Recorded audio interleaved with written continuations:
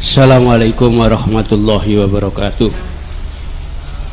Alhamdulillah, alhamdulillahirabbil alamin, wassalatu wassalamu ala asyrofil anbiya'i wal mursalin sayyidina wa maulana Muhammadin wa ala alihi wa ashabihi ajma'in. Amma ba'd. Kepada yang kami muliakan Habib Anis oleh Pak Asin, pada para ulama yang kami taati dan hadirin sekalian, kita saat ini merupakan warga terbesar di negara Indonesia, yaitu umat Islam. Jadi kegiatan-kegiatan yang berkaitan dengan Islam kita lihat terjadi di berbagai tempat dan di berbagai waktu. Ya. Di televisi aja hampir tiap pagi ada pengajian-pengajian, ya. Dan pengajian seperti ini semuanya hampir menunjukkan Islam. Tetapi ada satu faktor yang harus kita ketahui, bahwa kalau kita merujuk dari sejarah, Islam berkembang di Indonesia tidak gampang. Ada jeda waktu 800 tahun Islam tidak bisa berkembang di Nusantara. Itu kalau kita melihat dari sejarah. Kapan Islam mulai berkembang? Nah, ini ada penjelasannya. Sebenarnya Islam ditengarai masuk di Nusantara itu menurut catatan dinasti Tang dari Cina. Saudagar-saudagar dari Timur Tengah sudah datang ke kerajaan Kalingga di Jawa pada tahun 674 Masehi. Ya, 674 itu peralihan dari Khalifah Ali bin Abi Thalib ke Umayyah. Jadi sejak awal sudah masuk ke Indonesia. Tetapi disebutkan tidak bisa berkembang. Bahkan abad ke-10 itu pernah ada rombongan dari suku Lor dari Persia datang ke Jawa. Mereka tinggal di satu tempat yang disebut Loram, yaitu satu tempat di daerah Ngudung atau sekarang Kudus. Itu orang-orang Persia pertama kali. Kemudian mereka membuat tempat loram-loram yang lain sampai ke wilayah Gresik, dari Leran dan seterusnya. Tapi tidak ada ceritanya. Hanya ada catatan Jawa menyebutkan satu cerita bahwa satu saat Sultan Al-Gabah dari negari Rum, ya. Rum itu wilayah Persia ke utara, ya. Itu disebutkan Sultan Al-Gabah ini mengirim 20.000 keluarga ke Jawa, ya. Jadi itu keluarga Muslim semua, ya. Yaitu yang disebut orang Lor tadi. Digambarkan semuanya mati terbunuh, tinggal 200 keluarga. Jadi dari 20.000 keluarga tinggal 200 keluarga. Itulah kemudian dilaporkan, kemudian Sultan Al-Gabah marah. Kenapa bisa mati terbunuh sekian banyak? Lalu supaya Pulau Jawa bisa dihuni umat Islam, lalu Sultan Al-Gabah dikisahkan mengirimkan orang-orang yang dianggap aulia, orang-orang yang dianggap punya karomah. Disitulah salah satu tokoh yang kemudian dikenal numbali tanah Jawa adalah Syekh Subakir. Jadi Jadi ya, Syekh Subakir ini jauh sebelum Wali Songo. Kenapa? Abad 10 beliau di sini keliling Jawa, numbali tempat-tempat supaya bisa ditinggali umat Islam. Numbali ya? Numbali, Memberi tumbal. tumbal. Ya. Setelah itu digambarkan Syekh Subakir kembali lagi ke Persia, ke daerah Ngerum sana. Nah, setelah itu kita tidak tahu apa yang terjadi, Islam berkembang atau tidak tahu. Hanya kita kemudian melihat dari catatan Marco Polo. Ya. Marco Polo ini tahun 1292 kembali dari Cina ke Italia, tetapi tidak lewat jalur sutra dia, tapi lewat laut, ya, menuju ke Teluk Persia. Nah, ternyata dia singgah di sebuah kota pelabuhan namanya Perlak. Ya, ada kerajaan Perlak di sana, yaitu di Selat Malaka, sekarang daerah Aceh. Marco Polo mencatat bahwa penduduk di kota Perlak itu ada 3 jenis kelompok masyarakat. Yang pertama warga Cina, ya. Jadi penduduk yang pertama itu warga Cina. Oleh Marco Polo disebut seluruh Cina di Perlak beragama Islam. Ya. Yang kedua adalah orang-orang dari Barat, orang-orang Persia. Ya. Semuanya beragama Islam. Dan yang ketiga penduduk pribumi. Menurut catatan Marco Polo, penduduk pribumi menyembah pohon-pohon, menyembah batu, menyembah roh, ya, dan di pedalaman masih makan manusia. Itu tahun 1292.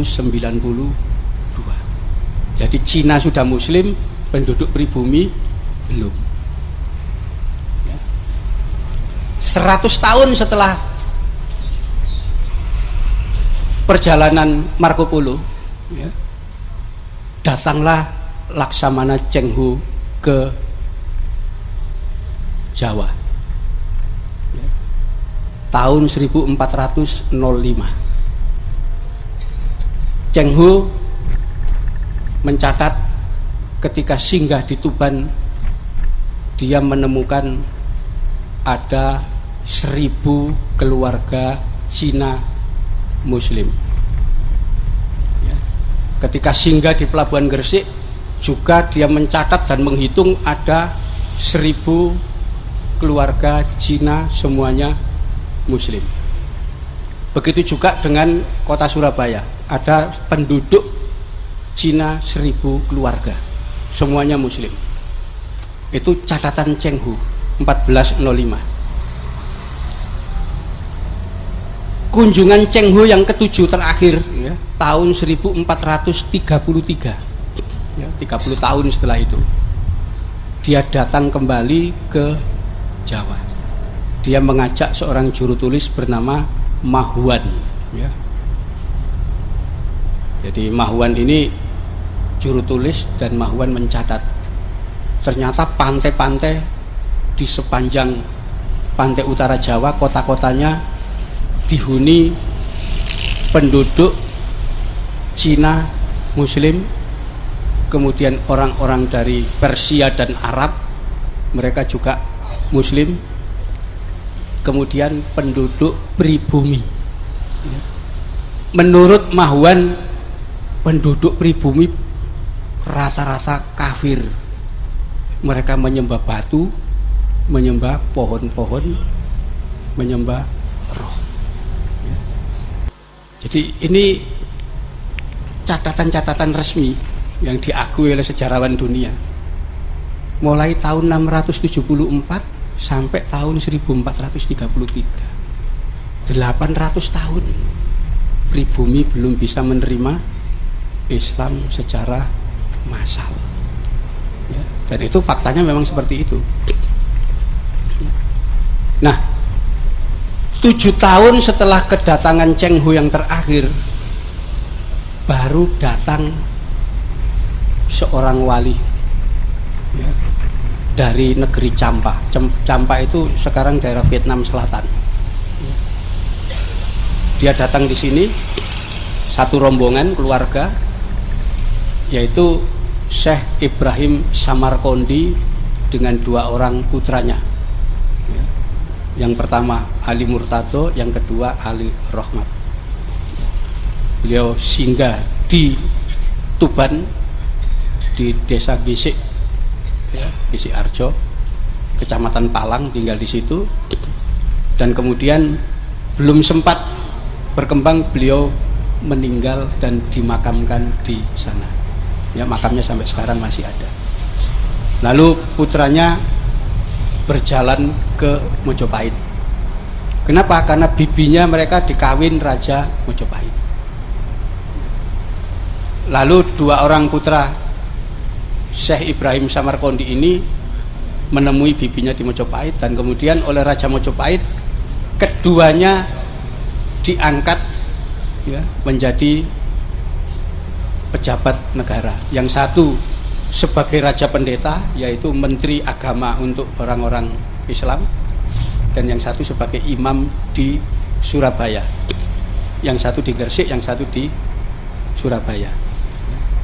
Raden Rahmat inilah yang jadi imam di Surabaya, yang kelak kita kenal dengan nama Sunan Ampel. Itu pertama kali mereka datang ke sini, jadi orang asing dari Vietnam sana asalnya.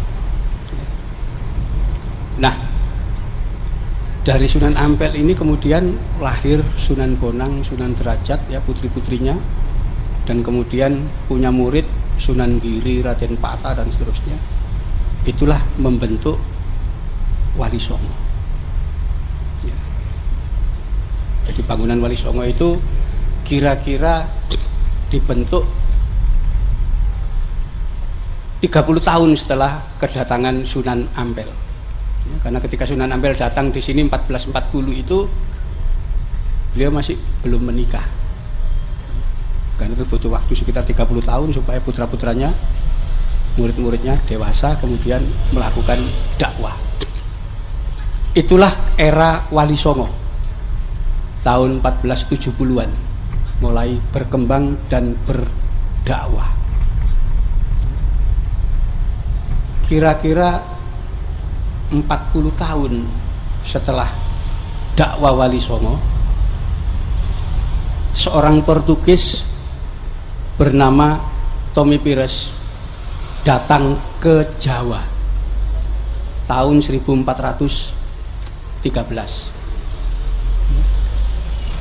dan dia mencatat sepanjang pantai utara Jawa penguasa-penguasanya adalah para adipati Muslim. Ini udah kelihatan, ya.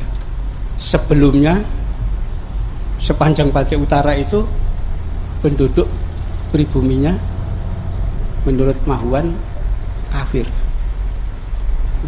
Tetapi 1513 Tommy Pires mencatat seluruh pantai utara dikuasai adipati-adipati beragama Islam. Artinya Islam baru berkembang begitu rupa, ya, sampai jadi penguasa-penguasa di sepanjang pantai utara itu pasca Wali Songo. Sebelum Wali Songo tidak ada. Islam tidak dianut oleh penduduk pribumi, ya. Tahun 1522 itu ada seorang pengelana dari Itali, tapi dia menggunakan kapalnya Portugis, datang juga ke Jawa. Dan di situ dia menyaksikan bagaimana penduduk pribumi di sepanjang pantai utara Jawa itu semuanya beragama Islam. Di pedalaman masih ada kerajaan Mojopahit. Rajanya bernama Wijaya, tapi sudah tidak berkembang. Itu kesaksian itu. Artinya Islam baru berkembang zaman Wali Songo. Nah inilah yang sampai sekarang dipertanyakan oleh banyak sejarawan. Kenapa begitu cepat dakwah Islam di era Wali Songo? Dalam tempo 40 tahun sampai 50 tahun pengislaman begitu meluas. Padahal 800 tahun ditolak. Ya. Apa yang menjadi penyebab itu? Di situ. Bagaimana Islam bisa diterima begitu luas oleh masyarakat pribumi. Ya. Dan inilah yang kita temukan, ternyata ada metode-metode dakwah yang dijalankan oleh Wali Songo yang itu menjadi penyebab kenapa Islam begitu cepat bisa diterima. Dan kita juga akan menemukan bahwa pasca kemunduran Mojopahit itu Wali Songo datang dan kemudian dengan berbekal peradaban Mojopahit itu dikembangkan sendiri oleh generasi Wali Songo menjadi sebuah peradaban baru yang akarnya dari Mojopahit tapi baru, cirinya ciri Islam. Ya, di situ. Jadi kita ambil contoh misalnya begini, sampai era Demak ya, itu masyarakat masih dibagi menjadi dua kelompok besar ya, jadi Demak awal itu masyarakat masih dibagi menjadi dua kelompok besar mengikuti era Mojopahit. Yang pertama adalah kelompok yang disebut golongan Gusti, yaitu orang yang tinggal di dalam keraton. Dan yang kedua adalah golongan Kawulo, itu masyarakat di luar keraton. Gusti itu artinya tuan, masyarakat yang di luar keraton disebut Kawulo.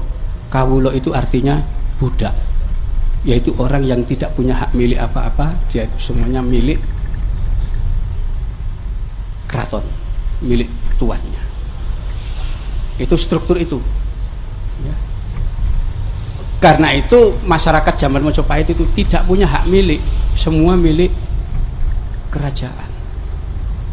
Dia hanya hak pakai saja. Kalau raja mau memberi sesuatu kepada seorang kawula yang dianggap berjasa, maka dia diberi tanah simah atau tanah perdikan ya. Nah, yang dirintis Wali Songo ya, terutama gerakan yang dilakukan Syekh Siti Jenar ya, dan kemudian dengan Sunan Kalijogo juga itu adalah mengubah struktur masyarakat. Jadi masyarakat Gusti dan Kawulo itu dianggap tidak relevan dan tidak manusiawi. Karena itu digunakanlah struktur masyarakat baru, komunitas baru yang disebut masyarakat ya. Diambil dari bahasa Arab musyarakah, orang yang bekerja sama, orang yang sederajat dan bekerja sama. Mereka bukan kawulo, mereka bukan budak, tapi orang merdeka ya. Itu gerakan pertama Wali Songo itu. Itu sebabnya ada perubahan struktural ya, yang esensial dalam struktur yang membedakan antara kawulo dengan masyarakat ya. Golongan Gusti itu kalau menyebut kata ganti diri waktu itu dengan kata-kata ulun atau ingsun ya. Golongan masyarakat kalau menyebut kata ganti diri itu dengan sebutan kulo atau kawulo, artinya ya. Orang di Sunda menyebut kata ganti diri dengan abdi, itu juga budak. Orang di Sumatera menyebut kata ganti diri saya atau sahaya, artinya juga budak. Orang-orang di Sumatera Barat, di Minang menyebut hamba atau ambu, budak juga artinya. Itulah zaman Wali Songo diubah, gunakan kata ingsun ya.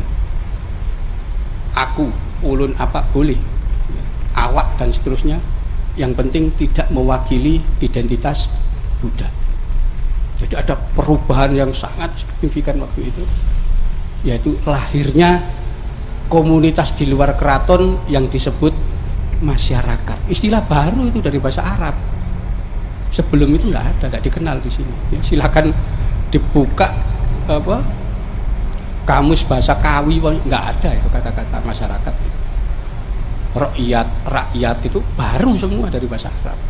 Zaman Wali Songo itu. Ya. Jadi kalau kita hidup di zaman Majapahit dulu ya kita nggak punya hak milik. Rumah kita tempati itu semuanya rumah milik kerajaan. Ya, kalau kerajaan punya hajat, mau membangun jembatan, bangun candi, dia butuh wadal, anak dikorbankan, ya anaknya kawula diambili dijadikan korban. Tapi ketika diubah jadi masyarakat, ya melawan mereka ketika anaknya ya, itu proses awal. Itu zaman Wali Songo, perubahan-perubahan itu. Di situ. Orang Jawa dulu sampai zaman Majapahit, itu terkenal arogan sekali. Ya. Arogan sekali. Jadi dia prinsipnya itu adigang, adigung, adiguno. Jadi dia merasa bangga kalau sudah menundukkan orang, merendahkan orang dan itu. Karena itu kalau berjalan, ini menurut tulisan Antonio Pigafetta, orang Italia yang datang tahun 1522, tidak ada orang yang sombong kecuali orang Jawa. Kalau dia jalan begitu, ada bangsa lain yang jalan di tempat yang lebih tinggi disuruh turun, kalau tidak mau turun dibunuh. Ya, jadi itu watak-watak orang Jawa. Karena kalau kita mencari asli bahasa Kawi, bahasa Jawa, kita tidak bakal ketemu istilah kata kalah, nggak ada. Jadi kalau berselisih, menang atau mati, nggak ada kalah, itu nggak ada. Baru zaman Wali Songo ada istilah ngalah. Ya. Ngalah itu pun bukan dari akar kata kalah, enggak. Ya. Ngalah itu bentukan kata bahasa Jawa. Kalau ngalas itu menuju ke hutan, ngawang menuju ke awang-awang, ngalah menuju Gusti Allah. Jadi tawakal, bukan dari kata kalah. Kalau kalah enggak mau orang dulu. Jadi dibentuk itu, dikenalkan istilah baru, sabar, dari bahasa Arab itu. Bahasa Jawa nggak ada istilah itu. Anda bisa lihat gitu bagaimana karakter orang-orang dulu itu udah. Duta aja dari Cina datang ada Kertanegara menyampaikan pesan dari rajanya, sudah langsung dilukai dia, merasa tersinggung. Jadi itu karakter orang dulu. Karena itu kata-kata carok yang sekarang digunakan di Madura itu tradisi orang Jawa kuno aslinya. Kenapa? Karena kata-kata carok itu bahasa Kawi, ya, artinya berkelahi, ya, di situ. Karena itu tokoh yang namanya Ken Arok itu kalau diterjemahkan dalam bahasa Jawa modern, pemimpinnya tukang berkelahi. Karena itu tukang berkelahi namanya warok. Di Hercules sekarang. Iya, jadi orang dulu itu udah bisa seperti itu, baru dikenalkan kata sabar zaman Wali Songo. Ya, kata-kata adil, ya, tawadu, sih baru belakangan itu. Sebelum itu tidak dikenal. Ini proses bagaimana orang dakwah zaman dulu. Ya, jadi proses-proses itu. Nah, Wali Songo inilah yang kemudian melihat bahwa sebetulnya agama Hindu dan Buddha itu hanya dipeluk oleh kalangan gusti di keraton-keraton. Masyarakat itu secara umum ternyata agamanya bukan Hindu dan bukan Buddha, tapi agama Jawa kuno, namanya agama Kapitayan, yaitu memuja Sang Hyang Taya.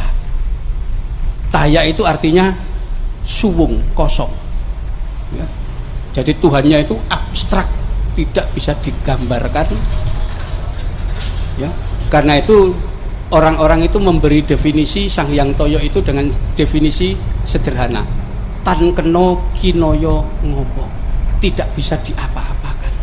Sang Hyang Toyo itu ya dilihat tidak bisa, diraba tidak bisa, dipikir tidak bisa, diangen-angen tidak bisa. Tan kena kinoyo. Itulah Awang Wuwung Suwung itu dewa tertinggi dari Kapitayan. Itu masih dianut masyarakat. Nah, kekuatan Sang Hyang Taya inilah yang kemudian ada di berbagai tempat, ya. Ada di Watu, Tugu, ya, kemudian ada di Tungkup, di tempat-tempat itu, dan itulah kemudian mereka melakukan sesaji di tempat-tempat itu. Jadi ini agama kuno yang dalam arkeologi sisa-sisa peninggalan agama Kapitayan itu kita kenal dengan istilah Barat, ya. Dolmen, menhir, sarkopagus, macam-macam itu sebetulnya istilah arkeologi untuk menunjukkan bahwa ada agama kuno di sini. Yang agama kuno itu oleh orang Belanda dinamakan animisme, dinamisme, ya. Kenapa? Karena memuja pohon-pohonan. Itulah yang dianggap oleh Mahuan kafir, orang non-muslimnya. Sebetulnya enggak, ya. Sebetulnya ada kekuasaan tertinggi di situ, ya.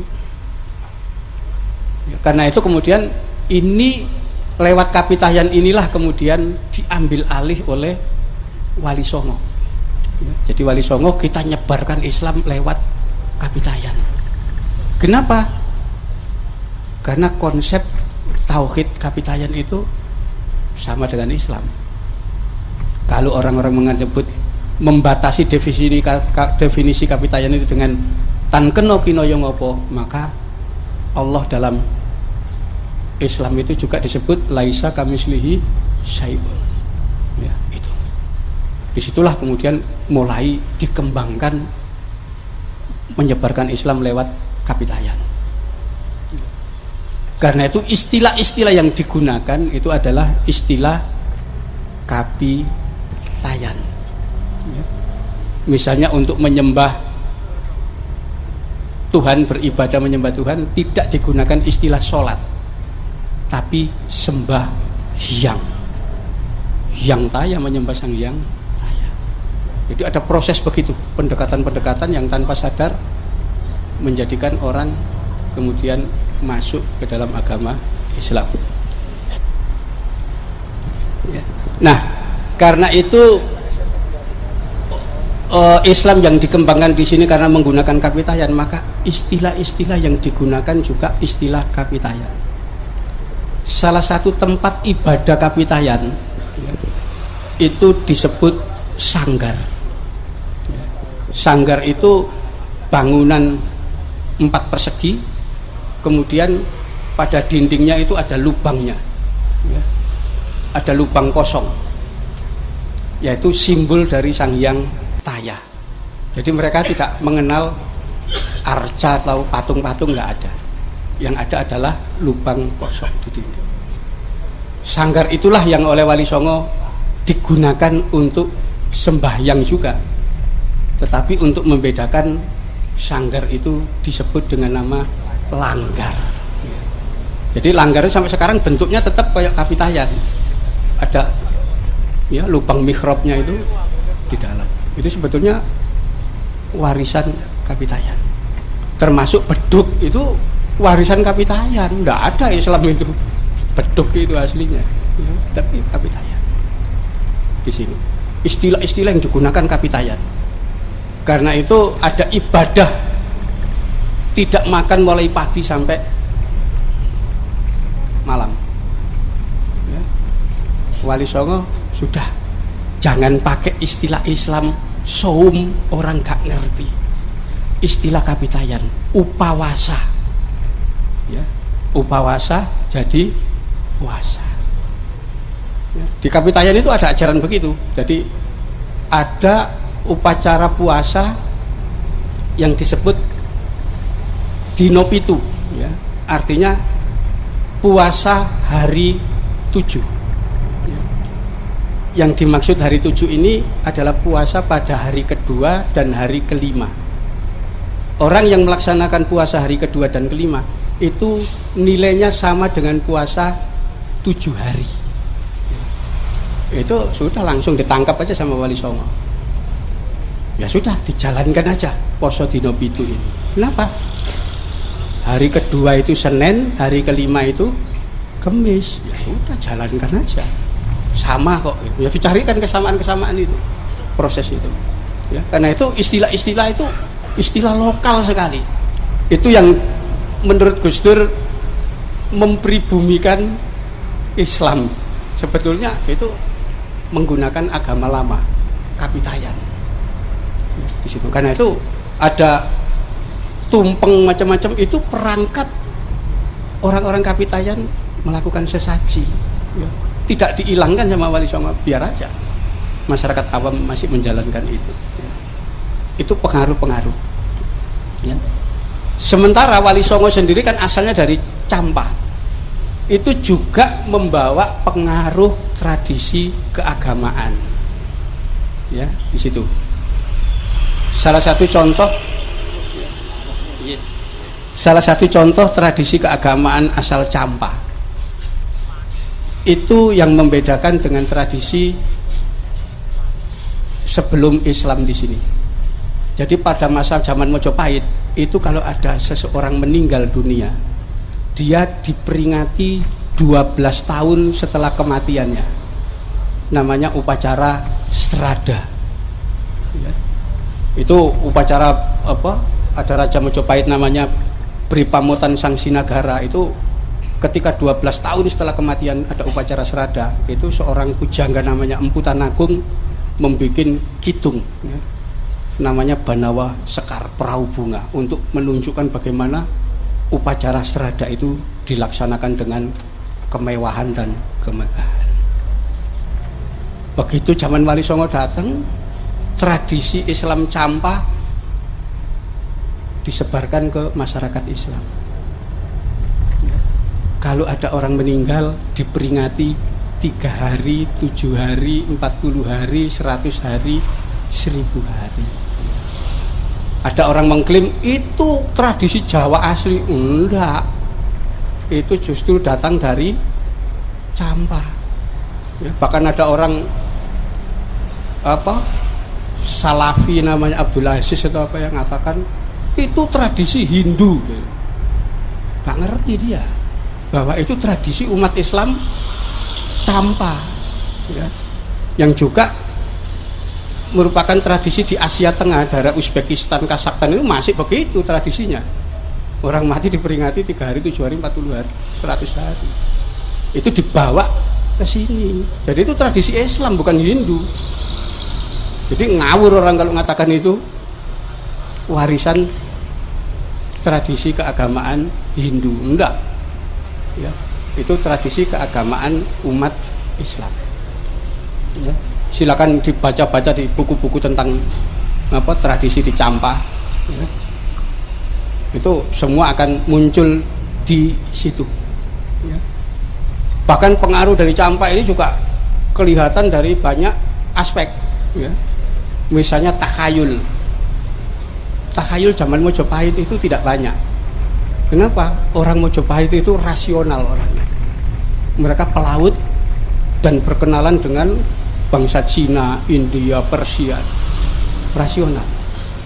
Kata jumlah takhayul zaman Mojopahit itu sedikit. Ya, begitu zaman Islam, takhayul dari Campa itu ya, masuk dan menjadi bagian kekayaan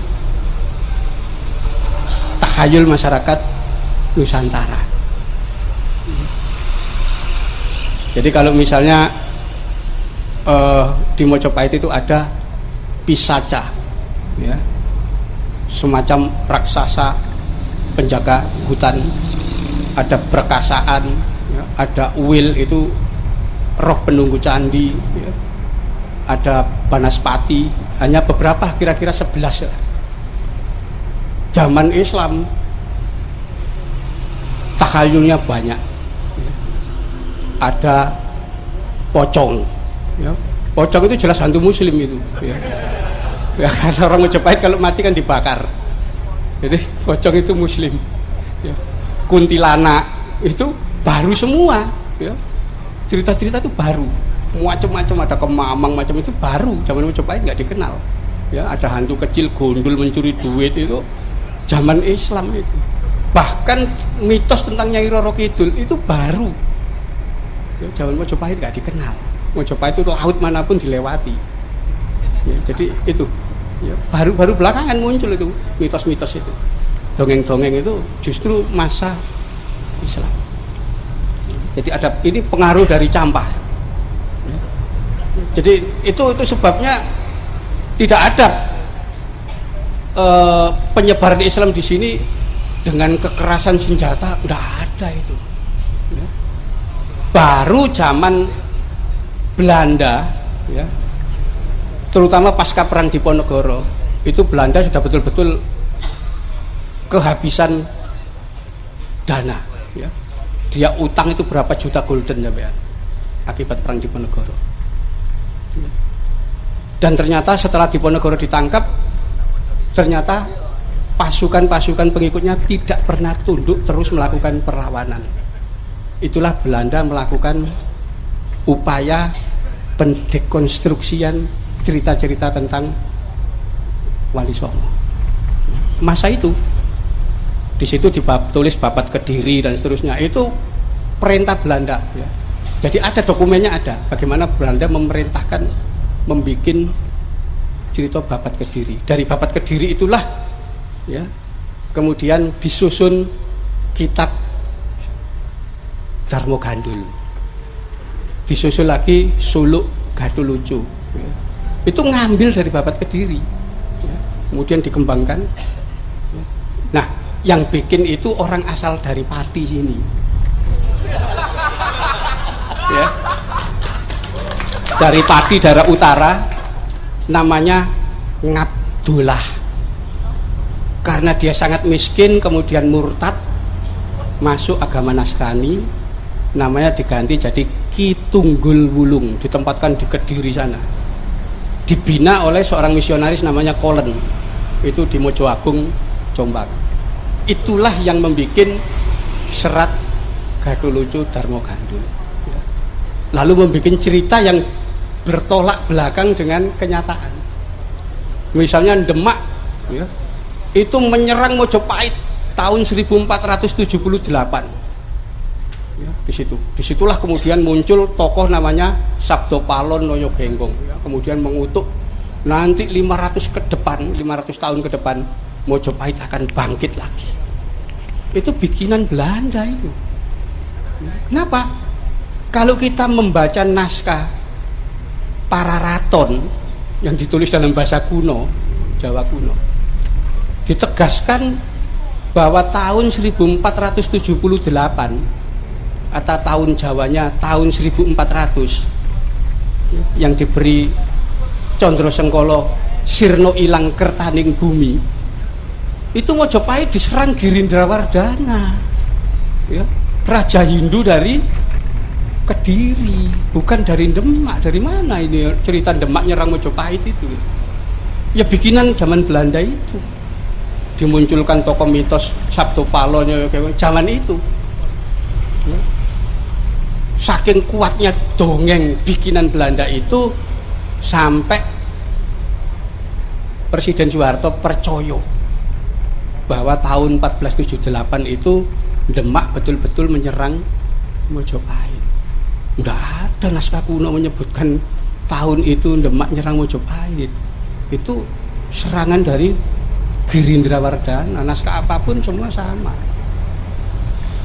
Itulah 500 tahun setelah itu janjinya Sabdo Pahlon dipenuhi. Karena itu 500 tahun setelah 1478 itu adalah tahun 1978. Itulah untuk pertama kali disahnya aliran kepercayaan sebagai simbol bangkitnya Sabdo Palon Noyo Genggong. Ya keliru, ya kajian sejarahnya keliru sekali udah. Oh, ya bikinan Belanda kok. Ada lagi Belanda membuat naskah dari kelenteng Sampukong, ya. Katanya Presiden Portman merampas 3 cikar kronik Cina dari kelenteng Sampukong di Semarang. Kemudian ternyata setelah 3 naskah yang 3 cikar tadi dibaca, itu menyebutkan Wali Songo itu semuanya adalah orang-orang Cina. Sunan Ampel itu namanya Bong Suiho, ya. Namanya macam-macam. Sunan Kalijogo juga orang Cina. Nah, ini kan bertentangan dengan naskah-naskah yang lebih kuno, ya. Dan ternyata kalau kita kaji lebih teliti, bener nggak naskah itu? Ya. Kapan Presiden Portman itu merampas naskah itu? Ternyata kalau kita lihat dari Almanak van Nederland Indi, ya, di mana Almanak van Nederland Indi ini menyebutkan seluruh jajaran pejabat pemerintah kolonial, ya, sejak tahun 1810 sampai tahun 1942. Itu dokumennya masih ada. Sejak awal tahun 1810 sampai 1842 kita cari nama Presiden Portman, tidak ada di situ. Itu artinya kan palsu kan, nggak ada orangnya kok disebut itu. Dan kalau kita tanya, ya, jadi sempat saya waktu ke Belanda itu tanya kepada De Graaf, ya, waktu itu tahun 90-an masih hidup, ya, tentang naskah kronik Cina dari kelenteng Sampukong. Apa jawaban dia? Udah nggak usah dipakai itu, nggak ada itu. Jadi memang tidak ada naskah itu, bikinan Belanda. Jadi Belanda itu diam-diam membuat sejarah sendiri untuk mengacukan perjuangan umat Islam, terutama mematahkan perjuangan pengikut Diponegoro. Disitulah diskreditkan macam-macam dongeng-dongeng cerita baru disebutkan, ya. Jadi kalau nanti Anda membaca cerita, oh ada tokoh Sabdo Palon, Noyo Genggong, itu bikinan Belanda, ya. Kenapa? Naskah yang lebih kuno tidak ada, ya. Bahkan Babat Tanah Jawi itu ada versi Belanda sendiri, namanya Babat Tanah Jawi versi Olthof, ya, bukunya sekian. Padahal Babat Tanah Jawi yang asli, yang pernah diterbitkan Balai Pustaka, 24 jilid, satu jilid segitu, 24. Anda bisa bayangkan, diringkas jadi satu buku tipis. Dan ini yang banyak digunakan orang, kan keliru sudah. Jadi Belanda itu diam-diam membuat naskah. Salah satu naskah yang dia bikin yang itu membuat pertentangan antara orang Sunda dengan Jawa, itu Kidung Sunda, di mana digambarkan peristiwa Bubat Gajah Mada membunuh Raja Sunda beserta keluarganya, pembantaian besar. Itu membuat orang Sunda percaya dan marah. Padahal kalau kita lacak, kapan naskah ini muncul?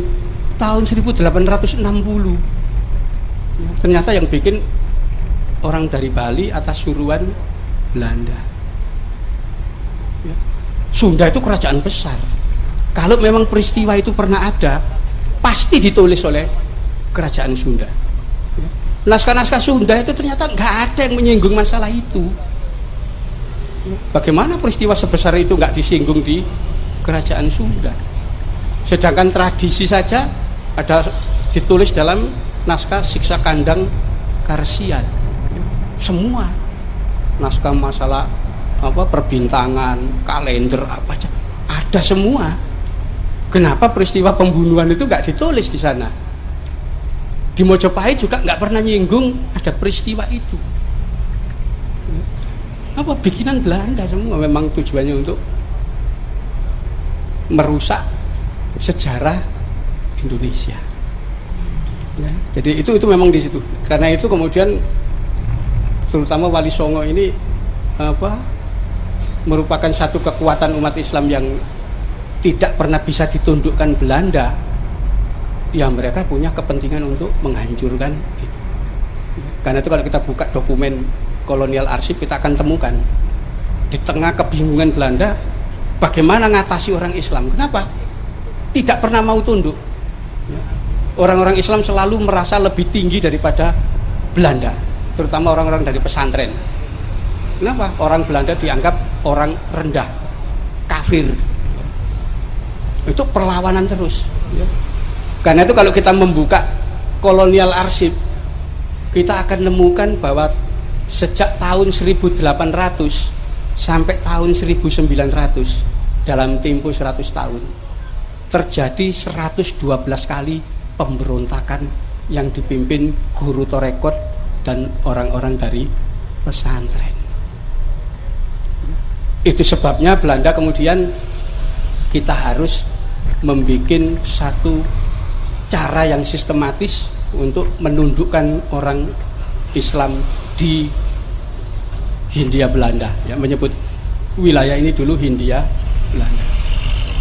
Itulah tahun 1848, ya, pasca perang Diponegoro, Belanda membuat peraturan perundang-undangan yang dinamakan Burgerlijk Wetboek, ya, BW, ya, di mana dia menempatkan orang kulit putih itu pada tempat paling atas, warga negara kelas 1. Warga negara kelas 2 adalah orang timur asing, yaitu Cina, India, Arab, ya. Warga negara kelas 3 itu inlander, pribumi, paling rendah, ya. Itu sudah dibikinkan hukum mereka. Kalau warga negara kelas 1 dan 2 ini melakukan pelanggaran, maka hukumnya adalah Burgerlijk Wetboek, ya. Jadi buku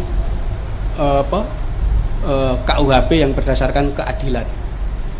Mereka diadili di tempat namanya RVJ, Raad van Justitie, pengadilan untuk keadilan. Warga negara pribumi yang kelas 3 itu dibikinkan KUHP namanya HIR, Heersen Inlands Reglement, ya. KUHP untuk pribumi. Kalau pribumi melakukan kesalahan, tempat pengadilannya bukan di RVJ, ya, bukan di Raad van Justitie, tapi di tempat namanya Landraad, ya, pengadilan untuk pribumi. Sekolah juga begitu, dibagi, ya. Nah, ini ternyata mereka punya prinsip perlawanan Islam itu baru bisa ditundukkan kalau anak-anaknya orang Islam dijadikan manusia modern. Caranya bagaimana? Kirim ke sekolah anaknya orang-orang Islam. Mereka nanti akan kita tundukkan secara sistematis. Ini proses penaklukan baru lewat sekolah.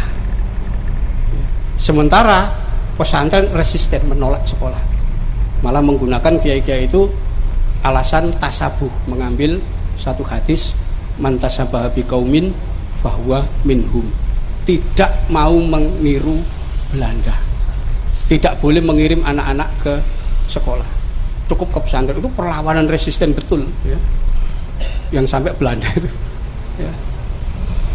Nah, dari sekolah inilah memang orang jadi modern akhirnya.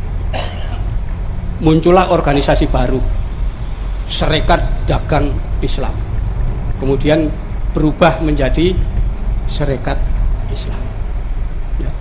Ada organisasi Islam modern Muhammadiyah, 1912 sama dengan SI, ya. Kemudian muncul lagi Persis, muncul lagi Al-Irsyad, orang-orang yang berpikiran modern semua. Nah, yang di pesantren ya dituduh tradisional, primitif, gak maju. Itu tempatnya bid'ah, khurafat, tahayul, penyakit TBC, ya. Itulah akhirnya melakukan pertahanan orang-orang dari pesantren itu sampai belakangan membentuk Nahdlatul Ulama tahun 26 terakhir proses itu.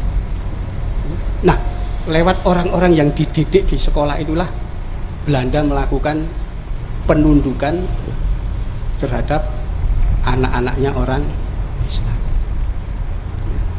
Karena itu jangan heran kalau Partai Komunis itu lahirnya dari organisasi Islam. Serikat Islam itu pecah jadi dua, ya. Islam SI merah dan SI hijau. SI merah inilah kemudian jadi Serikat Rakyat, kemudian pada bulan Mei tahun 1920 menjadi PKI, Partai Komunis Indonesia. Proses itu berlangsung terus. Jadi itu proses itu. Karena itu ada usaha pendistorsian sejarah, itu akarnya pasti tidak akan lepas dari naskah-naskah bikinan Belanda pasca perang Diponegoro. Itu kelihatan sekali, dokumennya masih ada, semua terlihat. Jadi itu. Nah, warisan Wali Songo itu kemudian terputus, ya.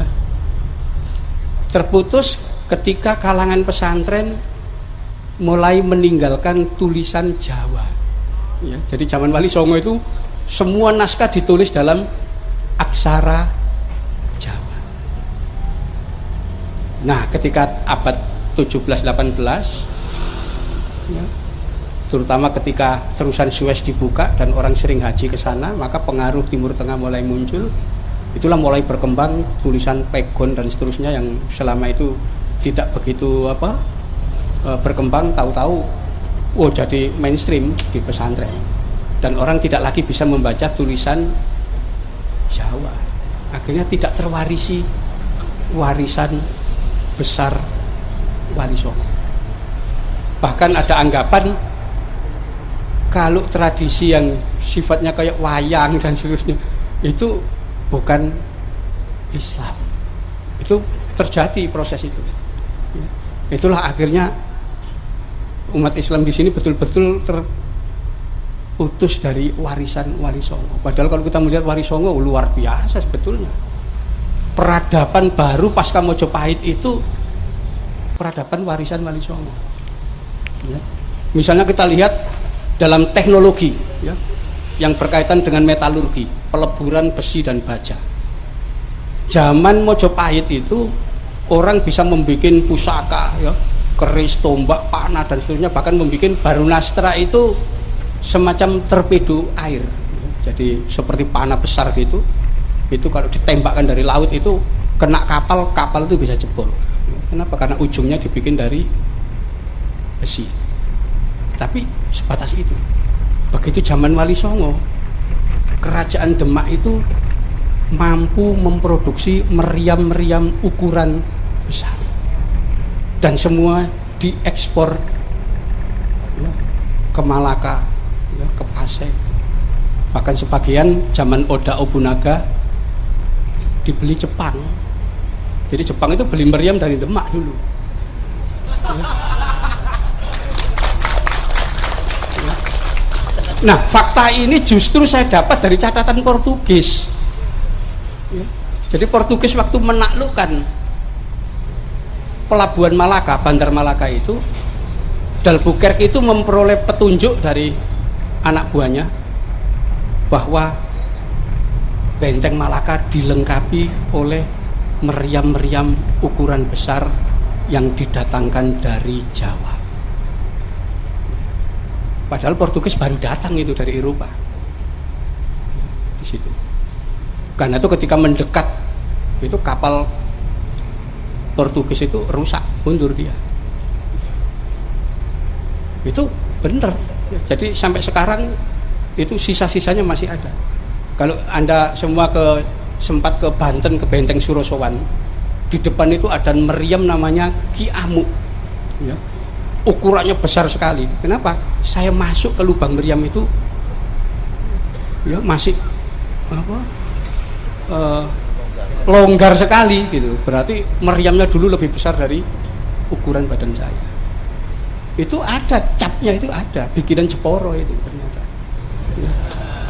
Sampai sekarang, ya. Jadi itu warisan Wali Songo zaman itu gitu. Jadi meriam sudah, bukan lagi panah, tumbak, tapi sudah bikin meriam. Itu karena itu ada naskah mereka menyebut istilah bedil besar, ada istilah jurumudining bedil besar, itu sebetulnya menunjukkan operator meriam. Jadi proses itu. Kita termasuk mengenal pakaian tertutup itu zaman Wali Songo. Ya, zaman Mojopahit belum ada. Orang itu hanya pakai kain dari perut ke bawah. Laki-laki maupun perempuan sama. Silakan keliling ke candi-candi Jawa ini, silakan keliling. Relip-relipnya lihat. Ada nggak orang pakai baju? Nggak ada. Ya, laki-laki perempuan ya telanjang dada begini aja semuanya.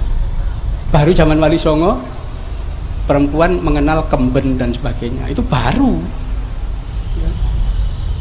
Ada lagi orang pakai apa? Baju surjan, lurik macam, baru zaman Mataram ini. Sebelum itu enggak ada. Jadi peradaban zaman Wali Songo itu luar biasa. Bagaimana membangun seni pertunjukan yang namanya wayang. Zaman Mojopahit enggak ada wayang itu. Gamelan begini-begini, ini zaman Mojopahit ada, tapi yang bonang, ya, saron, gong aja nggak ada. Ya. Itu baru semua bikinan Wali Songo. Wayang-wayang yang diperjalankan ini, ya, itu zaman Wali Songo. Zaman Mojopahit nggak ada. Ya. Zaman Mojopahit itu adanya wayang beber. Jadi dari kertas gitu digambar, kemudian dalang bercerita. Ceritanya cerita Panji. Ya. Nah, itulah kemudian Wali Songo mensosialisasikan cerita Mahabharata dan Ramayana lewat seni pertunjukan wayang. Ya. Nah, akhirnya kita menemukan bahwa ternyata Wali Songo itu sudah melakukan perombakan total dari cerita Mahabharata dan Ramayana versi India. Ya, diubah. Ya. Jadi zaman Wali Songo misalnya begini, versi yang asli India, Pendowo itu punya satu istri, ya, namanya Drupadi. Ya, itu artinya Drupadi ini suaminya 5 orang. Pendowo poliandri. Oleh Wali Songo diubah. Ya. Drupadi ini istrinya Yudhistira, saudara Pandawa yang paling tua. Lalu digambarkan Werkudara, Bima, ya, itu istrinya Arimbi, ya, kawin lagi dengan Dewi Nogogini, ya, punya anak Antareja dan Antasena, seterusnya. Arjuna juga begitu, ya, punya istri banyak. Digambarkan Pendowo itu poligami semua. Itu versi Wali. Ya. Ya, versi aslinya itu ya poliandri. Ya. Itu. Ramayana, Anoman. Anoman itu bapaknya 2. Ya. Kesari, Raja Maliawan dan Dewa Bayu. Di situ. Digambarkan semua. Tapi kemudian digambarkan bahwa oleh Wali Songo Anoman itu anaknya Dewa Bayu. Jadi seperti itu diubah, banyak diubah oleh Wali Songo untuk tauhid. Bahkan Wali Songo membuat silsilah bahwa dewa-dewa itu sebetulnya keturunan Nabi Adam. Itu kita bisa lihat pakem pewayangan Ringgit Purwa itu di Pustaka Raja Purwa di Surakarta. Itu pakem untuk para dalang. Ya, jadi pakem yang digunakan dalang-dalang di Jawa itu semua bikinan Wali Songo yang beda sekali dengan versi aslinya India. Jadi Ramayana dan Mahabharata itu sudah dikenal sejak zaman Mataram kuno. Tetapi sebagai kakawin, ya, yaitu karya sastra yang hanya diketahui orang-orang di keraton, masyarakat tidak tahu. Ya. Itulah oleh Wali Songo dijadikan tontonan yang masyarakat bisa paham. Ternyata orang buta huruf pun kalau melihat wayang bisa paham dia. Itulah apa? Sosialisasi dakwah Islam lewat pertunjukan wayang. Termasuk tadi seni apa lagu-lagu ilir-ilir dan seterusnya, itu khas sastra itu muncul zaman Wali Songo. Jadi zaman Mojopahit itu hanya ada 2 jenis, yaitu kakawin, itu dari kawya-kawya Sansekerta sana India, jadi kakawin, dan kidung. Gitu. Zaman Wali Songo ada tembang gede, tembang tengahan, tembang alit, dan kemudian berkembang pula di daerah pesisir tembang mocopat. Ya, itu zaman Wali Songo. Zaman Mojopahit tidak ada. Ya. Ini yang masyarakat semua bisa. Kalau dulu yang namanya kakawin sama kidung, kalau bukan pujangga sastrawan nggak bisa. Ya. Bahkan kemudian muncul siiran-siiran itu zaman Wali Songo semua, era itu. Jadi masyarakat betul-betul dakwah itu ke bawah. Nah, itulah yang kalau kita lihat dakwah kenapa begitu cepat Wali Songo, karena menggunakan apa yang sudah ada kemudian diformulasi dan sampai bisa diterima oleh masyarakat. Contoh misalnya begini,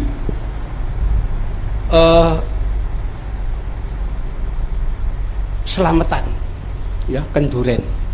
Dari mana akarnya itu?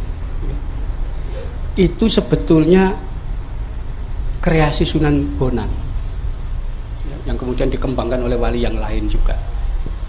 Jadi ada agama Tantrayana yang dianut oleh raja-raja di Nusantara, ya, dengan sektenya namanya Bhairawa Tantra. Itu mereka agama yang memuja Dewi Bumi, Durga, Dewi Kali, Dewi Pertiwi dipuja.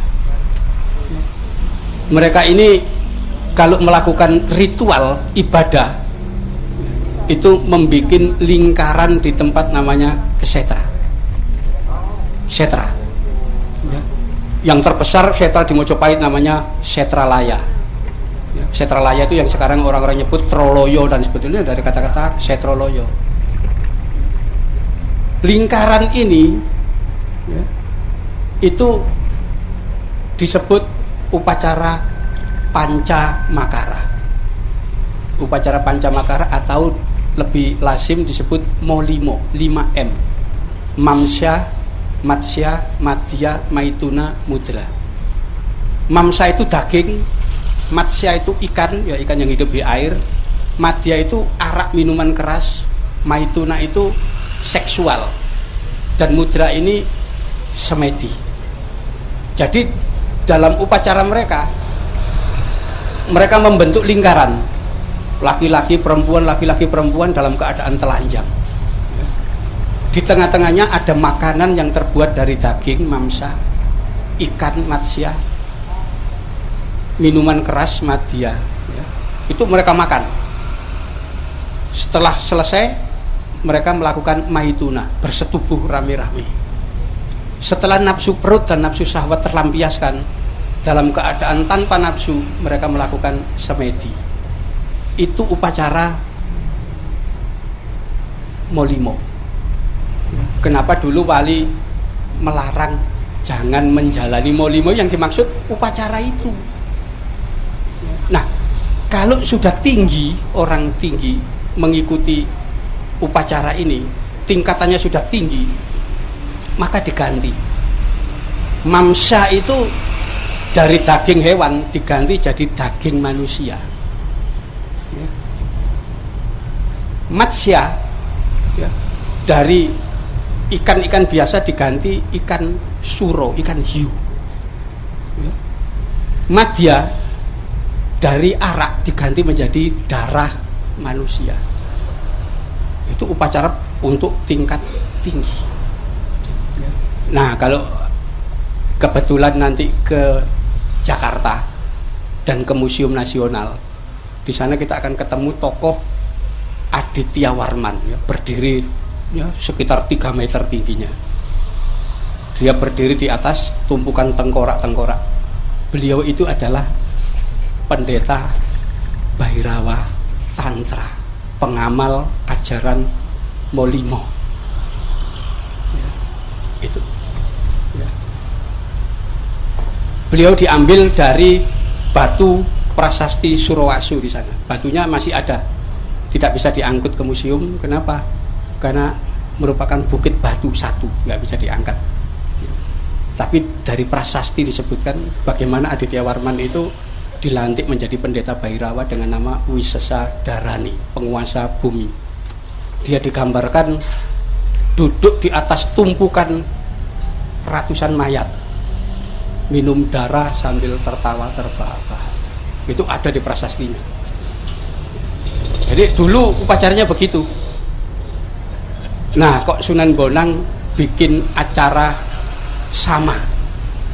Ya, jadi Sunan Bonang itu pernah masuk daerah Kediri di pedalaman, itu pusatnya Bhairawa Tantra. Sampai sekarang Kabupaten Kediri di Jawa Timur semboyannya Canda Birawa. Kenapa? Ya pusatnya Bhairawa di sana. Sunan Bonang masuk ke wilayah Kediri, tapi dia tinggal di baratnya sungai di daerah Kabupaten Nganjuk, di desa namanya Singkal.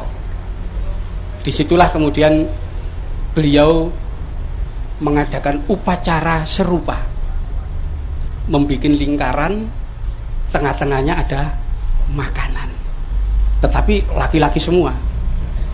Ya, kemudian berdoa. Inilah yang dinamakan kenduri atau selamatan. Itu dikembangkan dari satu kampung ke kampung lain untuk menandingi upacara itu, upacara Bhairawa itu. Jadi itu latar ceritanya.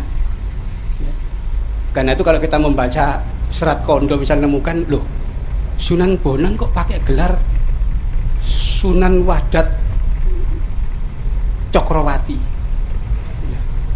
pakai nama Cakrawati dia. Kenapa? Karena pimpinan imam upacara Bhairawa itu namanya Cakra Iswara, Cakreswara, Cakra itu pemimpin Cakra. Ya. Untuk membedakan dengan Cakra Iswara pakai Cakrawati, pemimpin Cakra juga lingkaran. Ya. Jadi itu awal kenapa orang Islam di sini mengenal selamatan kenduren itu sebetulnya untuk nandingi itu. Ya, itu pelan-pelan akhirnya dimasyarakatkan semua.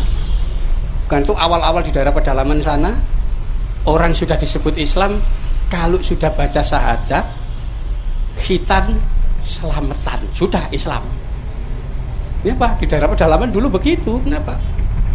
Karena upacara Bhairawa itu. Nah itulah akhirnya karena orang tidak paham dengan sejarah apa, dari mana asal usul kata-kata Molimo, kemudian belakangan orang nyebut, oh itu larangan main, madat, minum, madon, ya kan, maling dan itu. Sebetulnya enggak, sebetulnya upacara itu. Jadi itu wali-wali dulu tidak melarang, tapi bikin tandingan sampai akhirnya belakangan menang. Ya, karena orang siapa mau anaknya diculik dijadikan korban di situ kan, orang kan menolak juga. Ya. Jadi kenapa? Ya anaknya masyarakat yang dijadikan korban di situ. Karena mereka lebih baik ikut selamatan supaya selamat. Itu pola dakwah Wali Songo kayak begitu. Itu. Jadi ada banyak yang tidak dilakukan dengan cara kekerasan.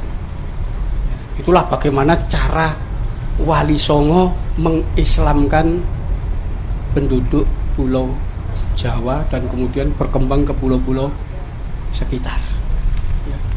Itu sebabnya saya pribadi merasa tidak ridho, tidak rela kalau perjuangan Wali Songo itu kemudian apa? Mau disingkirkan, ya, dinafikan seolah-olah itu dongeng, itu enggak ada, faktanya ada. Ya, itu sebabnya kemudian saya ya dengan segala kemampuan nyusun buku Atlas Wali Songo, ya, yaitu mengumpulkan data arkeologi bahwa tokoh ini ada, bukan dongeng. Kenapa? Prasasti-prasastinya ada, peninggalan-peninggalan ada. Karena itu di buku Atlas Wali Songo itu yang memberi pengantar Profesor Mundarjito itu arkeolog. Jadi memang sejarah, iya memang Wali Songo harus diakui ada. Jangan dianggap bahwa itu dongeng. Jadi ini yang bisa saya sampaikan ya, bahwa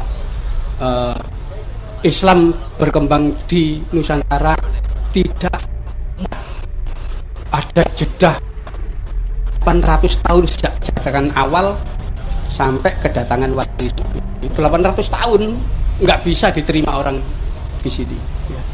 Tidak ada satupun bukti sejarah yang mengindikasikan Islam pernah dianut secara massal oleh masyarakat selama kurun waktu 800 tahun, sejak tahun 674 sampai kedatangan Sunan Ampel tahun 1440. Jadi 800 tahun itu masa kosong.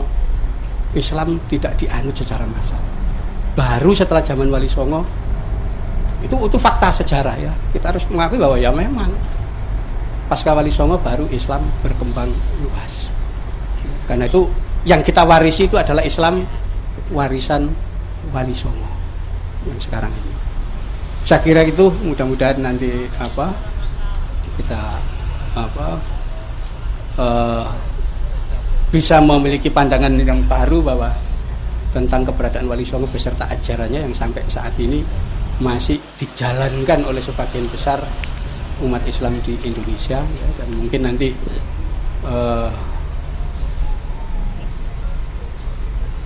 Romo Kiai akan memberikan tambahan-tambahan tentang bagaimana dakwah Islam yang ya, dan bagaimana mempertahankan dari pengaruh-pengaruh yang ingin merongrong itu ya. Monggo kan.